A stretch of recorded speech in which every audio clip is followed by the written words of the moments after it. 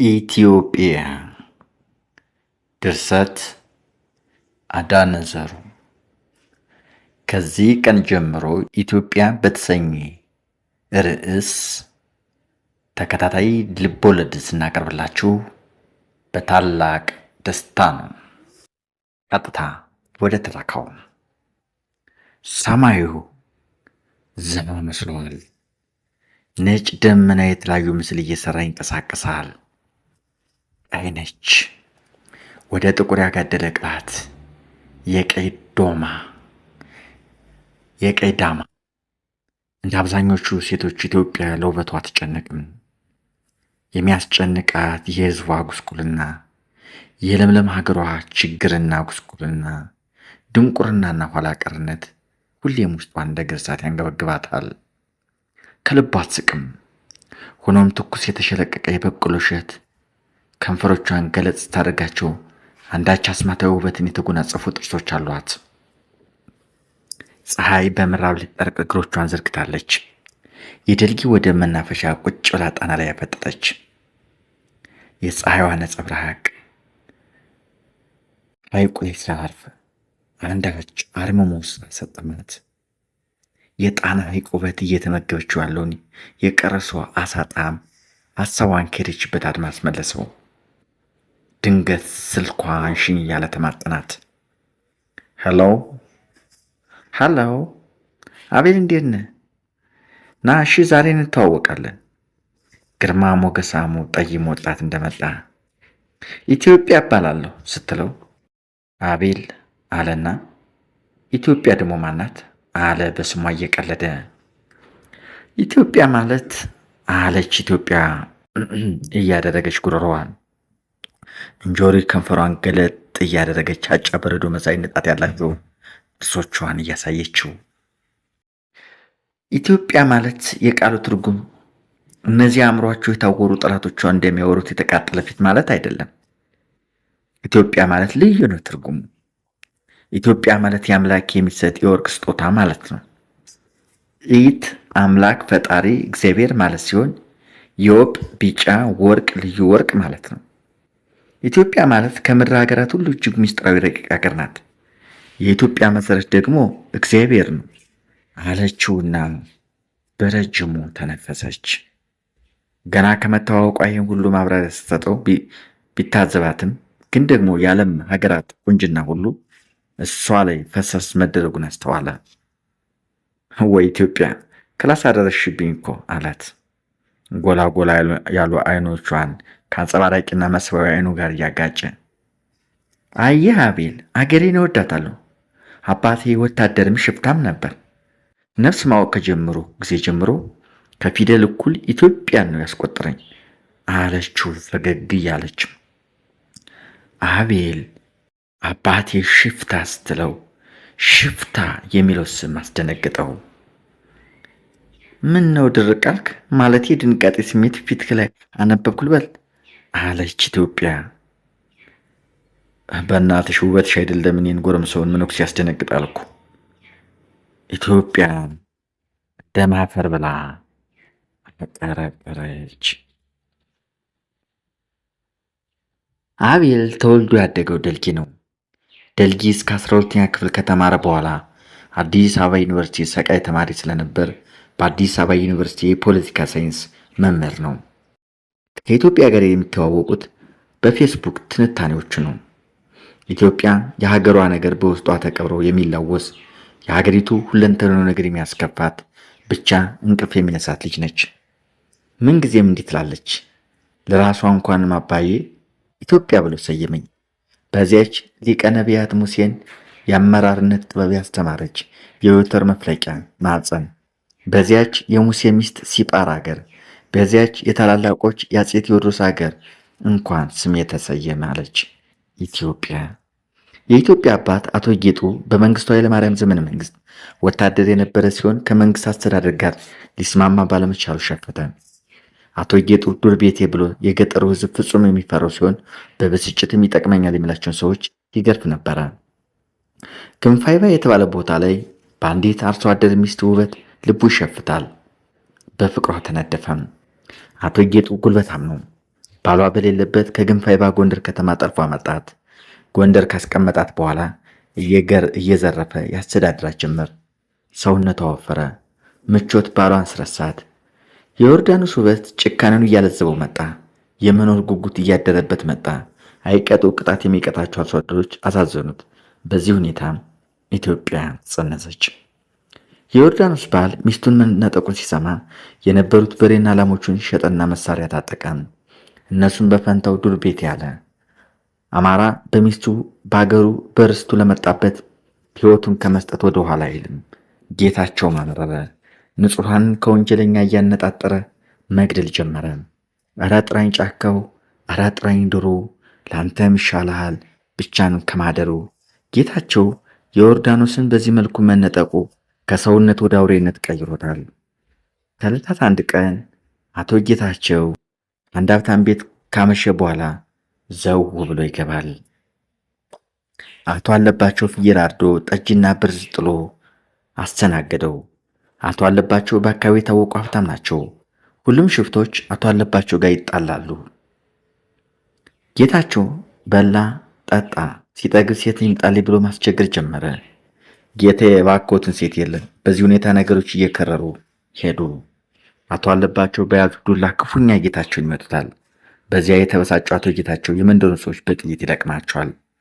የአቶ አለባቸው አጻፋና በቀል የፈረሩ ጌታቸው ወደ አርማጭሆ ይሰደዳል። አቶ ጌጡ በበኩሉ የደርግ ቁጥጥር ሲበዛበት ወደ አርማጭሆ ይሰደዳል።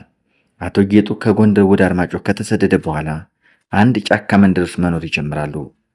ዮርዳኖስ ከዚህ በኋላ ጠላቶቼ ሁሉ ጫፎችን አይነኳትም፣ አይዞሽ ዘመዴ ወገን ያትበይ፣ ኢትዮጵያ እናት ልጅሽም እናትሽም ደግሞ ሌላ ትወልጅልኛለሽ አለ አቶ ጌጡ በስስት አይን አይኗን እያየ። ዮርዳኖስ እፍር ብላ አንተዬ ጨካኝ ነህ፣ ከመወደው ባሌ ነጥለ በጉልበት አገባኝ፣ ይባስ ብለህ ደግሞ ሰው ከሌለበት ጫካ ታመጣኛለህ አለችው። ምን ላርግ ብለሽ ነው? ይሄ ውበትሽ ነዋ አላት ትክዝ ብሎ። ኢትዮጵያ 6 ዓመት ሲሞላት በውትድርና ጊዜው የትምህርት ጥቅም ስለሚያውቅ ጎንደር ከእህቱ አምጥቶ አስተማራት። አርማጭሆ አስፈሪ ግርማ ያለው ጫካ ውስጥ ሕፃናት ሳይቀር ከዋፊት ከድንጋይ ጋር ተኩስ ይለማመዳሉ። በሕፃናት አልሞ ተኳሽነት ሁሌም ይገረማል። ጥቁር ደመና አርማጭሆ፣ ነፍጥና አርማጭሆ እጅና ጓንት ናቸው። የአርማጭሆ አባት ገና ሚስቱ ስትጸንስ ነው ወንድ ከሆነ በሬን ሽጬ ነው ክላሽንኮቭ የምገዛለት የሚለው። ጌጡና ጌታቸው ይፈላለጋሉ። የሚጠቁማቸውን አይቀጡ ቅጣት ይቀጣሉ። በየጊዜው የሰው ሕይወት ይቀጠፋል። ምንም እንኳን እናትና አባቷ አብረዋት ባይኖሩም፣ ምንም እንኳን የእናት አባት ፍቅር መመገብ ባትችልም፣ ምንም እንኳን በድህነት ብትኖርም፣ ኢትዮጵያ ግን እሳት የላሰች ጎበዝ ተማሪ ሆነች። አክስቱ መስታወት መምህር ናት። የእጅ ጽሑፏ ፊደላትን በሚገባ እያስተማረቻት ነው። መስታወት በኢትዮጵያ ፍጥነት ፈጽሞ ተደመመች። ኢትዮጵያ ወደፊት ምን መሆን ትፈልጊያለሽ? እኔ እቴጌም በእውነት እንዳንቺ መምህር። እንዴት? ልጆችን ሳልቆነጥጥ ለማስተማር ነዋ። ኢትዮጵያ አክስቷ የነገራቻትን የአባቷን ጉዳይ ሁሉ ከፊቷ ድቅን ብለው በሀሳብ ሰረገላ ከሄደችበት ሰመመን ተመለሰች። በጣም ይገርማል ኢትዮጵያ። እና አባችን ጌታውን ገደለው አለ አቤል። አዎ አቤል፣ ከዚህ የመጣሁት እኮ እናቴ አባቴ ከሞቱ በኋላ ወደ ጣቁሳ ሂዳለች ሲሉ ሰምቼ ለፍለጋ ነው። አባቴ ለሀገሩ ብዙ ቆስሏል። ለሀገሩ ነበር፣ ግን በወታደሩ መካከል በተፈጠረው መከፋፈልና የሀገሪቱን ውድቀት ዝም ብሎ አላይም በማለት ከዚያ ማሳደው ሊገሉ ሲፈልግ ሸፈተ። ግፍ መስራት መቼም ጥሩ አይደለም። የእናት አባቴ ገደለው።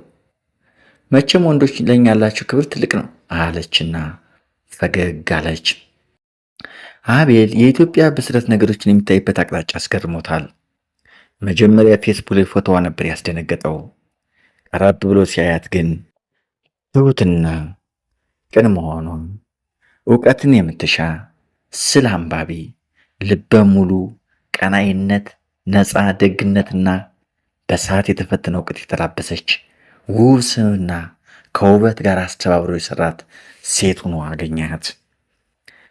ኢትዮጵያ እኛ ሴቶች በዚህ ዓለም ለዘመናት ብዙ ግፍ አስተናግደናል።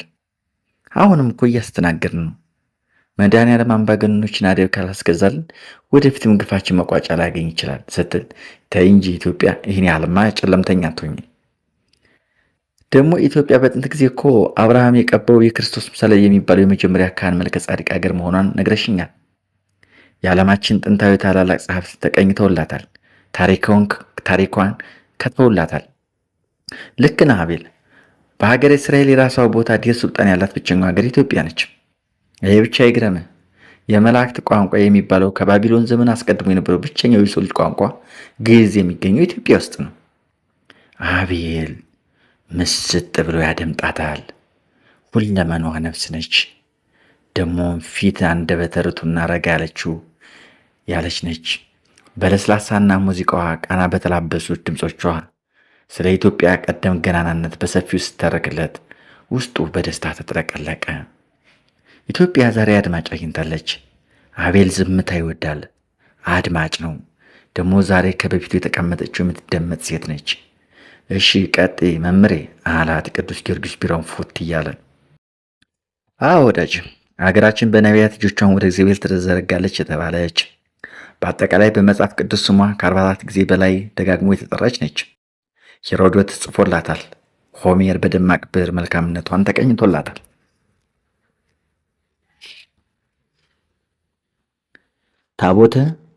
ኢትዮጵያ ታቦተ ጽዮን የሙሴ ጽላት የሚገኝባት ብቸኛውም ሀገር ነች። በአምላክ ትእዛዝና ቁመና የተሰረችው ይህች ጽላት በጠቢቡ ሰለሞን ንግስና ጊዜ ንግስተ ሳባ በምትባለው የኢትዮጵያ ንግስት ልጅ ቀዳማዊ ምኒልክ አመራርነት ወደ ሀገራችን ገብታለች። አዎ እህቴ፣ ሀገራችን ብዙ ሚስጥሮች ነበሯት። ታዲያ ምን ይሆናል ሞላጫ ዳውን እንጂ አለና በረጅሙ ተነፈሰ። ጠና ብላየችው። ወንዳ ወንድ የሚሸጡ ቆፍጣና ልቧ ወደደው። ለመለየት ብትፈልግም ከበዳት። የራሷን ቀመር እየቀመረች የራሷ አስተዳደር የነበራት ያቺ ቆንጆ ሀገር የዓለምን ቀልብ የሰረቀች ሀገሬ ዛሬ በድህነት በድንቁርና በጉስቁልና አንገቷን ደፋች። በመገዳደል በመጠፋፋት የተውሶ ፖለቲካ አሳር ፍዳዋን እያበላት ነው። በል አንድ መጽሐፍ ሚስጢር የተባለ ወዳጅ ስላመጠችልኝ ልሂድልህ፣ ቻው አለችው። አቤል ከኢትዮጵያ ጌጡ ጋር ከተለያየ በኋላ ብዙ ሀሳቦች በአእምሮ ተመላለሱ።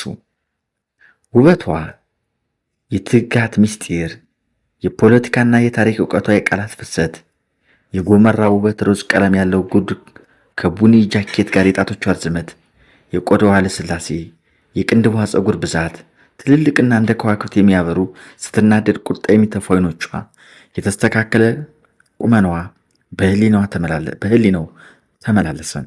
ከኢትዮጵያ ውጭ ሌላ ነገር ማሰብ ተሳነው። ዛሬ ጠፍተሽ ነው አለች። ሚስጥረ ተጫዋች ነች። ቁም ነገር አትወድም። ቀልደኛ ነች። መልኳ ጥቁር ነው። ውበቷ ጥርሷ ብቻ ነው። ሆኖም አያስጠላባትም። በአክሽ ዛሬ አቤል የተባለ ከአዲስ አበባ የመጣ ልጅ አግኝቼ ታሪኬን እየነገርኩት አለፋ ጣቁሳ ውስጥ የትኛው ቀበሌ እንዳለች ማላውቃትን እናቴን እየፈለኩ መሆኔን ስነግረው የፖለቲካ ሳይንስ መምህር ስለሆነ ስለ ሀገሬ ውስብስብ ፖለቲካ ብዙ አወራን አለች ኢትዮጵያ። ይሄኛው እንኳ ለቁም ነገር ነው። ገናማ እድሜሽም እኮ ለአቅመ መፈቀድ ደርሷል አለቻት። ነገረኛ። የኢትዮጵያን የሀገሬን ጉዳይ አንድ ነገር ሳላደስ የትም ፍቅር ምናምን አይነከኝም። እንዴት ነው ሳሙኤል? ባክሽ ወንዶች እኛን ጥቁር ቀለም ያለን ሴቶች ብዙም አይወዱንም። ምክንያትና ሰበብ ማበዛዛት ጀምሯል። ኮራ ቆፍጠን በይበት። ብዙ ደግሞ ለወንድ ልጅ ልብሽን አትስጭ። ሴት ልጅ ሀ ብላ ፍቅር ስትጀምር ነው መጠንቀቅ ያለባት ጓደኛዬ። ሴት ልጅ ክብሯን ስትጠብቅ ማህበረሰቡ ያከብራታል። ያ ደግሞ በስነ ልቦና ትልቅ እርካታ ያጎናጽፋል። ህይወት ውጣ ውረድ የበዛባት የአንድ ጊዜ ስጦታ ናት። ግን ሚስጥረ ከሳሙኤል ጋር እንዴት ነበር የተዋወቃችሁት? ከዚህ ደልጊ ወጣ ብሎ አንድ ዘመን ነበረኝ። መቼስ የኛ ሀገር ይሄ ጥቁር ደም የሚባል ነገር አለ አይደለም ወይ ሚስጥረ? እኛ ሀገር እኮ ስንት ጎጂና ኋላ ቀር ባሎች አሉን መሰለሽ። እናም ኢትዮጵያ ሁለት ህፃናት የዶቅማ ፍሬ ለመብላት ዛፍ ይወጣሉ። ድንገት አንደኛው ከዛፍ ወርዶ ይወድቃል፣ በዛው ያሸልባል። ከሟች ህፃን ጋር አብሮ ዛፍ ላይ ወጣው ያጎቴ ልጅ ነበር። የሟቹ አባት ልጁ እንዲገለው ቢሞክርም የእግዚአብሔር ታምር ጥይቱ ከሸፈ። በዚህ የተናደደው የሟቹ አባት ሸፈተ። ይገርምሻል፣ አጎቴን የአካባቢ ሰዎች ሀብታም ስለሆነ በምቀኝነትና በቅናት እንዲጎዳ አሲረውበት እንጂ እኮ ሕፃኑ ለራሱ ነበር የወደቀው። በዚህ ሁኔታ ሽፍተው የአጎቴን ሌላ ወንድም ልጅ ገደለበት። ከዚያ ለቅሶ ሄጄ ነበር ሳሙኤልን ያየሁት። ያኔ የተገደለውን ከንቱ ይመስላል። መቃብር ፈንቅለው የወጣ መሰለኝ። ተግባባን። ወደድኩት። ወይ ሚስጥር! የእኛ ጎጂ ባህሎች እኮ ራሱ የገደለው መበቀልም ጥሩ ነው፣ ግን የሚያሳዝነው ገና ዘመድ ነው ብሎ ንጹሕ ሰው መግደል ያሳዝናል። ኢትዮጵያ ፍቅር እኮ ግን ደስ ይላል። ለምን ጓደኛ አይኖርሽም?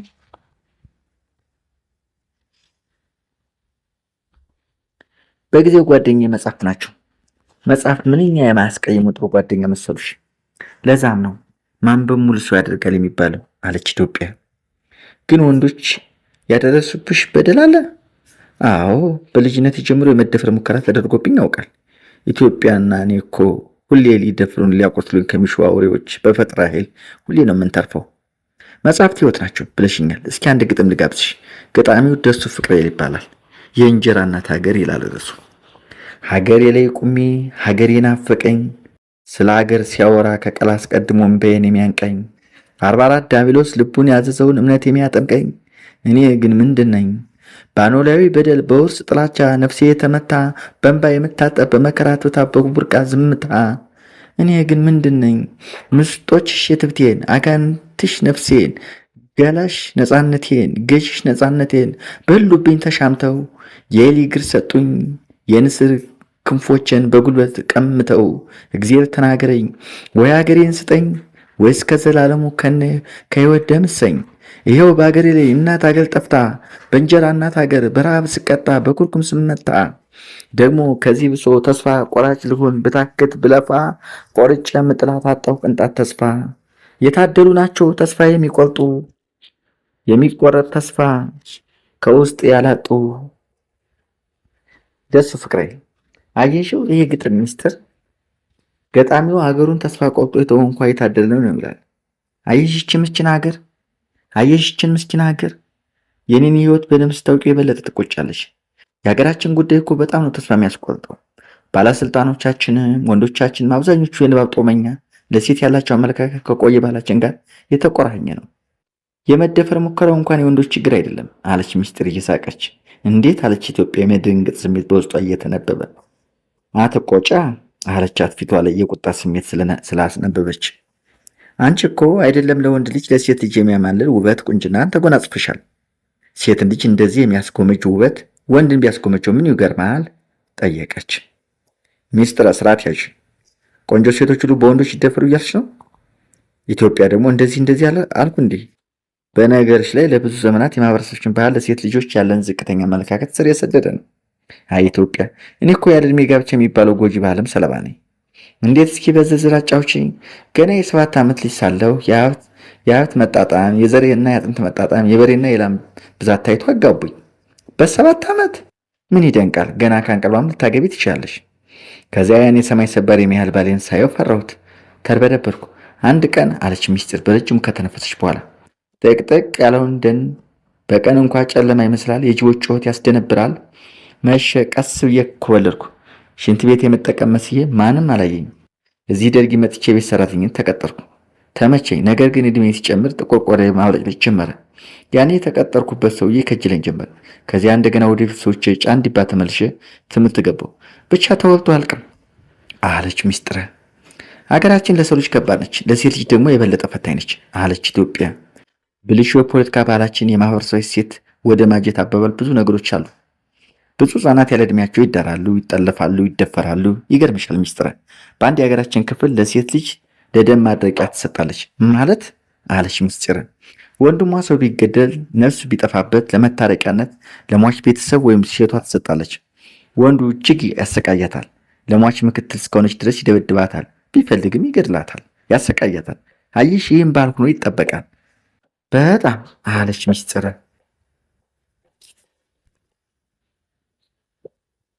ኢትዮጵያ ከመቼ ወዲህ ነው ግን ኢትዮጵያ እንዲህ አይነት ኋላ ቀር ባህል ማዳበር የጀመረችው? አየሽ ሚስጥረ፣ ኢትዮጵያ በዘመነ ካሌብና ዘመነ ኢዛና ገናና ሀገር ነበረች። ቀድማ ስልጣኔ ጀምራለች። የታሪክ ምሁራን እንደሚስማሙት ሀገራችን ከነስፓርታ ግሪክና ግብፅ እኩል የስልጣኔ ማማ ነበረች። የሰው ልጅ መገኛና የስልጣኔ መፍለቂያም ጭምር ነች። አየሽ ሚስጥረ፣ እኛ ኢትዮጵያን እኮ የመጀመሪያ የስልጣኔ የእውቀት የጥበብ እናት ንግሥት ሳባ ኢትዮጵያዊ እኮ ናት። ጥበብን አፍቃሪ በመሆኗ እስራኤል ድረስ በመጓዝ ከጠቢቡ ሰለሞን እውቀት ለመሸመት ተጉዛለች። ቀዳማዊ ምኒልክም እናቴ በጡቷ አምላኛለች፣ ወደ ሀገሬ መመለስ አለብኝ በማለት ተመልሷል። ኢትዮጵያ ንግሥተ ሳባ ግን አታሎ ነበር ሰለሞን የደፈራት የሚባለው እውነት ነው። ዝነኛና ጥበበኛ የእውቀት ሁሉ አባት ነበር ጠቢቡ ሰለሞን ይባላል። ንግሥት ሳባ ወደ ቤቱ ካቀነች በኋላ እናንተ ሀገር ህዝባችሁ ታማኝ ነው? አዎ አለች ንግሥት ሳባ። ሌብነት ሀገራችሁ የለም? በጭራሽ የለም መለሰች። ጠቢቡ ሰለሞን የውሃ ጥም የሚለቅ ቅመም የሚበዛበት የበግ ስጋ በላት ይባላል። እንግዲህ በአፈ ታሪክ ሰለሞን እንቅልፉን ሲተኛ አይኑን ከፍቶ ነው፣ ሲነቃ አይኑን ይጨፍናል። ሳባ ውሃ ጠማት። አይኑን ሲጨፍን እሰይ አሁን ተኛለችና ውሃውን ጭልጥ። ሰለሞን ያዝ አደርጋት። ሰረቅሽኝ አላት። ውሃ ሀብት ነው፣ ቢጠጡት ያረካል፣ አትክልት ያለመልማል። ቅድም ከሀብቴ ሁሉ አንድ ላትነኪ እኔም አንቺን ላልደርስብሽ ተስማምተን ነበረ። ሆኖም ከሀብቴ ውዱን ሀብቴን ተጠቀምሽ። ስለዚህ አለና ተኛት። በእውነት ይገርማል። በጥበብም ቢሆን ደፍሯታል። አይ ደፍሯት አይደለም፣ ጥበብን አስተምሯት እውቀትንም ሰርቃ ታቦተ ጽዮን ተሸልማ መጣች። በእውነት ሊቅ ነች ኢትዮጵያ። እንደ ሀገር የቅኔ ነሽ። ስምን መላክ ያወጣዋል ማለት ይሄ አይደለ? አንቺ ቀልጅቴ።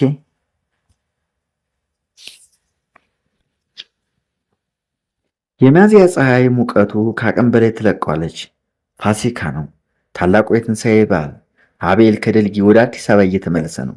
አውቶቡስ ውስጥ ስለ ወቅቱ የፖለቲካ ትኩሳት በነፃነት ይወራል። ኢትዮጵያ ውስጥ ወረቀት ላይ የተጻፈ ዲሞክራሲ አለ።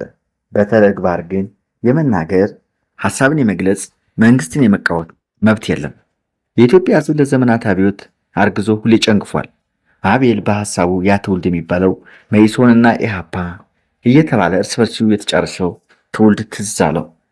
አላፍ የቀጠፈ ደም አይነት ቀይ ሽብር፣ ውስጡ ደም የሆነች ዘግናጅ ነጭ ሽብር፣ ጥይት እንደ ቆሎ እያርከፈከፈ ሀገር አመከነ፣ ትውልድ አከሸፈ እንዳለው ደሱ ፍቅሬ።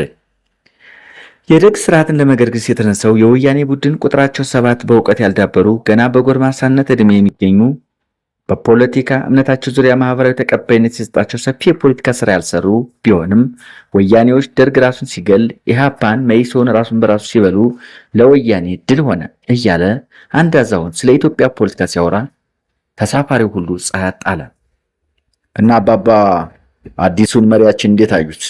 አይ ልጅ ዶክተር ዮሐንስን ማለት ነው። ኢትዮጵያዊ ሙሴ እኮ ናቸው እሳቸውማ። ሙሴ ከፈርዖን ጋር አድጎ እስራኤልን ነፃ ወጣ። ዮሐንስም ከነዚህ ከፋፋይ ገንጣይ ቡድኖች ነፃ ሊያወጣን ነው። እና ዮሐንስ በኢትዮጵያ ስነቀለጥ ሊያመጣ ይችላል ብለው ያስባሉ? አቤል ጠየቀ። ያውተዊ ሰው ስለ ሀገሩ ጉዳይ ያለምንም ፍርሃት በነፃነት ያወራል። ዮሐንስ እንግዲህ ብዙዎቹ ጥሩ እያወሩላቸው ነው። ያው ሀገራችን ሱስ ናች እያሉ ነው። ፍቅርን፣ አንድነትን የሚሰብኩ ጥላቻን፣ መከፋፈልን፣ ወደ ለየለት የእርስ በርስ ጦርነት መግባት አገሪቱን ያጣ ሰው ያህል በተጨነቀችበት ሰዓት እኒህ ሰውዬ መምጣታቸው እንግዲህ ትልቅ ተስፋ ጥለንባቸዋል። እውነት ነው። ዮሐንስ ማንዴላ ነው። አንድ ወጣት አገሪቱን የጥፋት እሳት ወደ ቁልቁለት እየተጣደፈች ባለበት ወቅት ይሄ ዮሐንስ የተባለ መሪ መምጣቱ በእውነትም እግዚአብሔር ለኢትዮጵያ መሰረቷ ነው ያስብላል።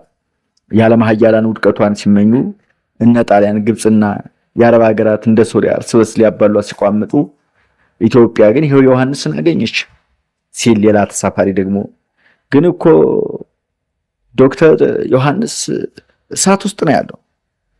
በዚያ ላይ ዶክተሩ ያደገበት ፖለቲካ የዘር ፖለቲካ ስለነበር ይሄኛውን ስልጣን ለማራዘም ወደፊት ያመጣው ቢሆንስ ተብሎ ይጠረጠራል። አይ ልጅ ዮሐንስ ብስልና በቅነት ሀገሪቱን መምራት ጀምሯል አለ ሌላ ተሳፋሪ። አይ ብቻውን ነው እንጂ እሱስ አዎ ጥቅሜ ተነካብኝ የሚሉ ኃይሎች፣ ጠባብ አክራሪ ብሔርተኞች እንዲያው ሀገሪቱን ዳግም ወደ ጦርነት እንዳያስገቧት ያሰጋል። የመኪናው ወበቅ ውስጡን ስላወከው ዝም አለ። አዲስ አበባ ህዝቡ ይዋከባል። የድሃና የሀብታም ኑሮ የሰማይና የምድር ያህል እየተራራቀበት አዲስ አበባ ወረደ። ወደ ምሽት ለስለስ ያለ አየር እየነፈሰ ነው። አቤል የአዲስ አበባን ዘናጭ ሴቶች ሲያይ ኢትዮጵያን አስታወሰ። በኢትዮጵያ ፍቅር ተነድፏል።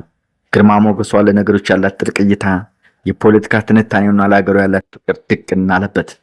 ቤቱ እንደገባ ጎረቤቶችና ጓደኛውን መገርሳን አገኙ። መገርሳ ቆንጆ ሚስት አለችው፣ ብርቱካን ትባላለች። በርቲ ዘመድሽ ከጎንደር መጥቷል፣ ሻይ አፊለት፣ መክሰስም አዘጋጅለት አለ ሀጫ የመሰሉት ፍንጭ ጥርሶችን እያሳያት። ጉዞ እንዴት ነበር አለ መገርሳ ስልኩን እየነካካ። አሪፍ ነበር፣ አንዲት ፖለቲከኛ እህትም ተዋወቅኩ አለ ድምፁ ቀነስ አድርጎ። አቤል በቅርቡ ብርቱካን ጓደኛ ልታገኝ ነው በለኛ። በላፍጥ ነው እስከ መቼ ወንደላጤነት ሲል አቤል ፈገግ አለና ገና መቼ ነገሮች ተስተካከሉ ብለህ ነው? አይ የሰው ልጅ ፍላጎት እኮ ገደብ የለሽ ነው። ደግሞ አብራችሁ በትብብር ነገሮችን ማስተካከል ይቻላል። ደግሞ አንተ የፖለቲካ ሳይንስ መምህር ነህ፣ እሷ ደግሞ ፖለቲከኛ ነች ብለኸኛል። ዘመድ ከዘመዱ አህያ ከአመዱ አይደል የምትሉን ስተርቱ አለ መገርሳ። አዎ ወዳጄ፣ ሆኖም የሀገራችን ፖለቲካ የማይተነበይ ዝብርቅ ያለና ገና ብዙ አደጋ ያንዣበበበት ስለሆነ ፖለቲካውን እንኳ ቢቀርባት ይሻል ነበር ሲለው፣ አዎ ፖለቲካ ቆሻሻ ጨዋታ ነው ብሎ አይደል የሚባለው? አዎ የኛ ሀገር ፖለቲካ ለስላሳ አይደለም። በአመፅ በሴራና በደባ የተገነባ መሆኑ ዋጋ ያስከፍላል። እንደሚታወቀው ኢትዮጵያ የ5000 ዓመታት የሀገሪቱ ዜጎች ልትኮራበት፣ ልንመራመርበት፣ ሰቱን በመተው መልካሙ የምንለቅምበት፣ ከዚያም ባለፈ ወደ ቢዝነስ ሊለወጥ የሚችል ቱባ ባህር ወግና ስርዓት ነበረን። የተገመደ በደም የተቀየጠ ውብ አብሮነታችን ባሰለጠነው ፖለቲካችን ምክንያት እየተሸረሸረ ነው አለና በጥልቅ ተነፈሰ። አቤል ቀጠለና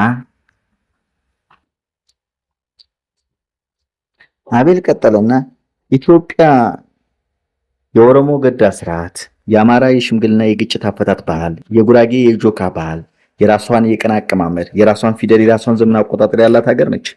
ሁላችንም በደም ተሳስረን ከአንድ አባት የተገኘን የሃይማኖት ቋንቋዎች፣ ባህሎችና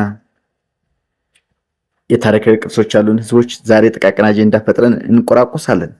ግን እኮ አቤል ችግሮችን የፈጠሩት የእናንተ ንጉሶች ናቸው አለ መገርሳ። ያው በዚያ ዘመን ንጉሶች እንዲሁ ዲሞክራሲ ሆኑ ማለት ይከብዳል።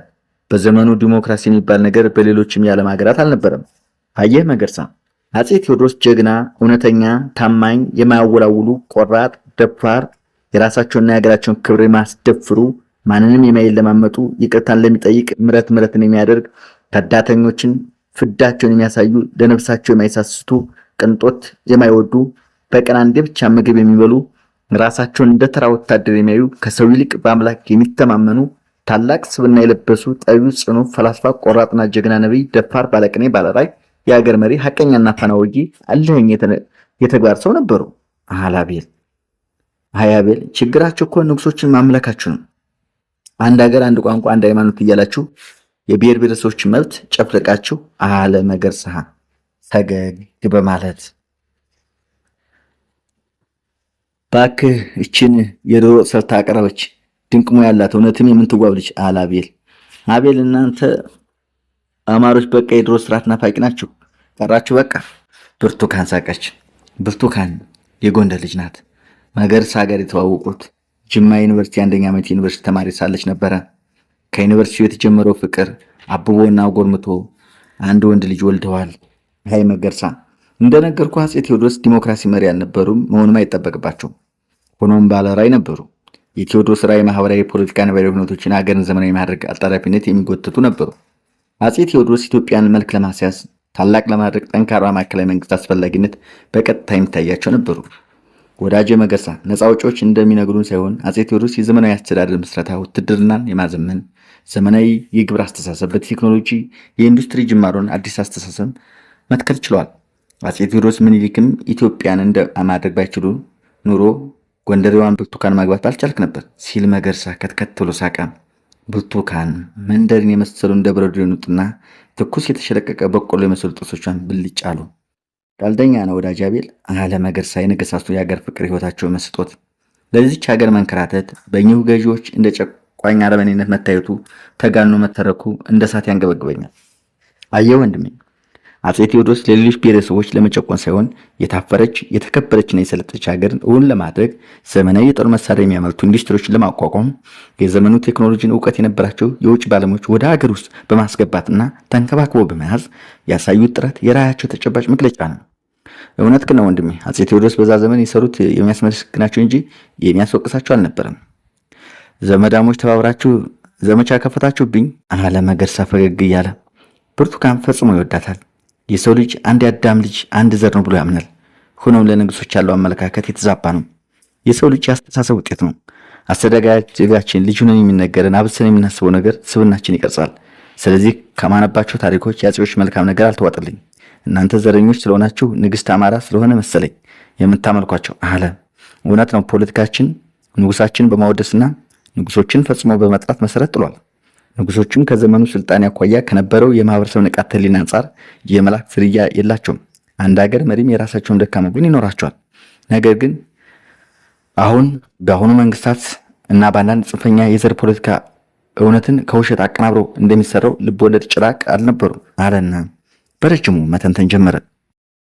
እንደሚታወቀው በአፄ ቴዎድሮስ የተጀመረው አንድነት በአፄ ሚኒሊክ ሆነ የተባበረች አንድነት የተሞላባት ኢትዮጵያን ያደረጉት እምዬ ሚኒሊክ ለባርነት ያጨነን ጣሊያን አከርካሪውን በመስበር የዓለምን የታሪክ ፍልሰት በሚቀየር ጥቁር ለካ ነጭን ማሸነፍ ይችላል የሚል ትምህርት ሰጥቶ ኢትዮጵያን ባለም መዝገብ በደማቅ ቀለም ያጻፈ ጀግና ነው። አፄ ቴዎድሮስ የጀመሩትን አንድነት እውን ሲያደርጉ በጦርነት ሰዎች ሞተዋል። ማንም አገር አቅኝና አገር አንድ ሊያደርግ ነገሮች አልጋ ባልጋ ሆኖለት አይደለም። ቢስማርክ ጀርመን ለማዋሃድ ብዙ ደም ፈሷል። ጆርጅ ዋሽንግተን፣ አብርሃም ሊንከን ብዙ ዋጋ ከፍለዋል። አፄ ሚኒሊክና በአፄ ቴዎድሮስ የተጀመረው ሀገር የማቅናትና ግዛትን የማስፋፋት ሂደት በሰላም ኃይልን በመጠቀም ኢትዮጵያን አሁን